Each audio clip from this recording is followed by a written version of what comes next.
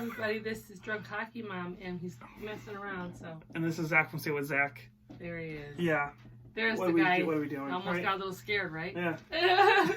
Like, wait a minute. Yep. I threw it out at the last second when she was going to start, and that was that look. You got to see the true last second appearance of, you're going to start. The deer in headlights.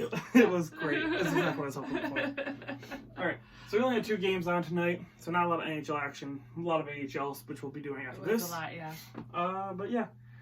I guess we'll go ahead and jump on into this real quick and talk a little bit more about these games and some of the problems some of these teams are having. So, Rangers and the Toronto Maple Leafs. And tonight was a big original 6 night because all 4 teams are original 6 teams. So, fun times. Rangers and Maple Leafs. Tavares scores his 20th at 7:36 of the first from Nylander and Hall, I guess. You heard both. Now this guy's names, for some reason, if you watch our card openings, I can't pronounce his name. I don't know why, but Chittle. I would say Chittle. Chittle. Yeah. For some reason I can't say it. I don't know. It's just tongue ties my tongue, and I can't do it. Chyttle. I'd say Chittle. Yeah, sounds good. He scores his 12th at 8:50 of the first from D'Angelo and Stahl. Again, have I mentioned how much I like Tony D'Angelo? Zibanejad scores his 21st at 17:18 of the first from Kreider. I like it, huh? Yeah. So now, then Kreider scores his 19th at 17:24 of the first from Buchnevich and Zibanejad. Zibanejad with an assist and a goal, giving the Rangers 3-1 lead. So it looks like at this point the Rangers are pretty much going to take this, no problems, and it's going to show that if Anderson's going to miss significant time for the Maple Leafs, they need goaltending. His hand is going to be forced. Kyle Dubas, he's got to make a move for a goaltender. Yeah. This game kind of proves it in the last game. They need a goaltender.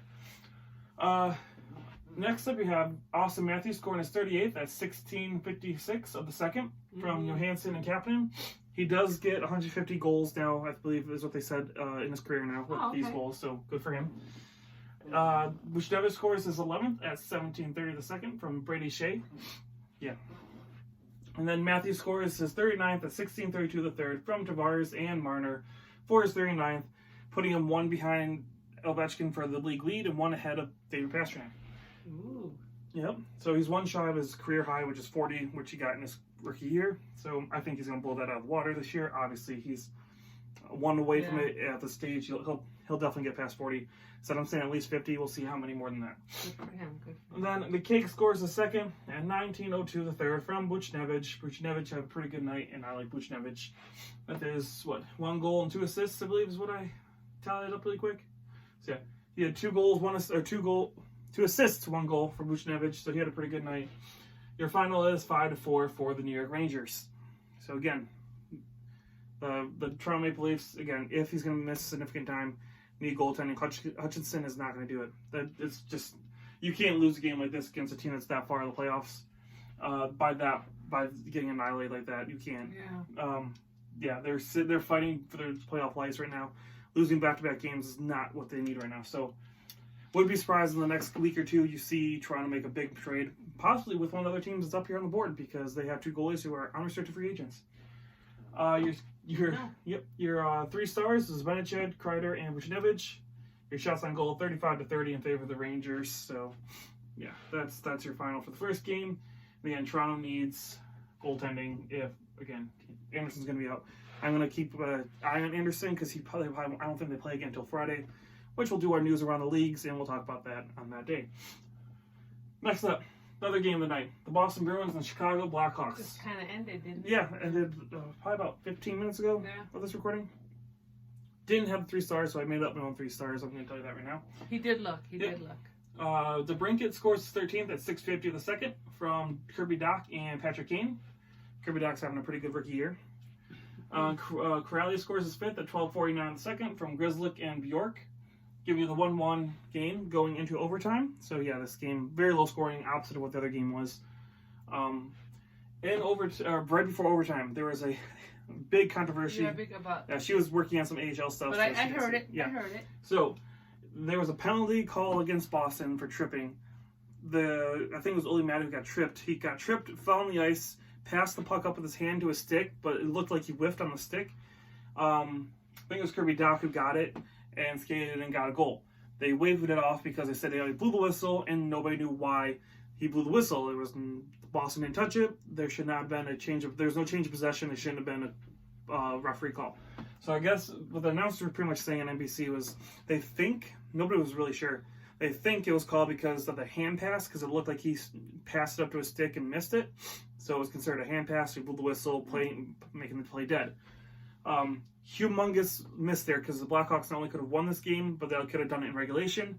Instead, it goes to overtime, where Charlie McAvoy gets his first of the season at 1:19 overtime from Jake DeBrusk and Krejci, winning it 2-1 for the Boston Bruins in overtime. So, big loss for Chicago when they were that close. Where, again, if the referee wouldn't have blown that whistle, it was a free goal for the Blackhawks. They would have won, which needed that goal. Oh, wow. Your 3 stars picked by yours truly. Charlie McAvoy for getting the game winner in his first of the season. So that's big. Halak for only allowing 1 goal on 22 shots. Mm-hmm. And Robin Leonard for only allowing 2 goals on 40 shots. So those are my 3 stars I picked for the game. Shots on goal, 40-22 for the Boston Bruins. So again, Leonard saw a lot of shots tonight. He did pretty good. Now, getting into this, the Blackhawks, both their goalies are unrestricted free agents. Crawford is and Leonard at the end of the year. In my opinion, Blackhawks should keep Robin Leonard and trade out Crawford. Trade Crawford to a possible Toronto Maple Leafs team who's desperate to get a goalie right now. And a veteran goalie on top of that can maybe give him a little bit of stability back there, because Hutchinson is not it. So I wouldn't be surprised if you see a Hawks-Toronto trade soon with that. I could see maybe the Capitals. What do you think they would trade for? Prospects or draft picks. Prospects for draft, okay. Yeah, I don't think they'll get anything. I would assume probably maybe even a draft pick or 2 plus a prospect. Yeah, because Crawford, again, he's bigger name. Yeah. Or I could see Toronto maybe with Washington, maybe for a Braden Holtby situation. But I think, personally, I think Capitals going to keep Braden Holtby till the end of the season. Try and get that one more cup with this roster. I don't think they're going to trade out Holtby until they're going to let him kind of go to free agency. Yeah, I think that's what's going to happen. But I definitely think Chicago and Toronto are probably talking right now. And yeah, so anyways, that's my feeling. That, yeah, on the games, yeah.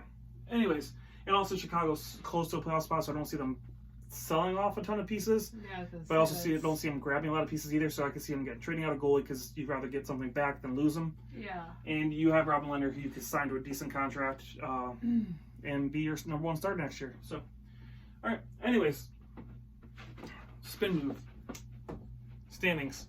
Again, obviously not a whole lot has changed because there was only 2 games, but we'll go over all of them anyways. So Boston becomes your league-leading point producers right now with 78 points.